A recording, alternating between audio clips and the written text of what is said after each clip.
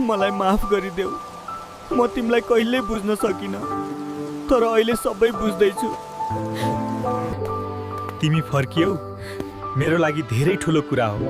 अब म पहिले भन्दा राम्रो बन्ने कोसिस गर्छु। म फर्किएँ, तर अब पहिले जस्तो चुपचाप सहदिन। अब म आफ्नै मनको पनि कदर गर्छु। थाकेको होला, बाटोमा पानी राखेकी छु, आराम गर पहिला, पछि कुरा गरौँला। सबै उस्तै छ जस्तो देखिन्छ, तर अब यहाँ बस्ने तरिका फरक हुनेछ। मेरो म यता गर्छु, तिमी एक्लै किन? सबै सम्हाल्ने सँगै गर्दा हल्का हुन्छ नि काम। पहिले त यस्तो कहिल्यै भएन। सायद तिमी साँच्चै बदलिन खोज्दैछौ जस्तो लाग्यो आज। बदलिनु गाह्रो रहेछ, तर अब रोकिँदिन। बिस्तारै सही, तर अगाडि बढ्छु। अबदेखि सँगै मिलेर काम गरौँ। तिमीले एक्लै सम्हाल्दै आएको देखेर मन नै बदलियो। अब म पनि साथ दिन्छु।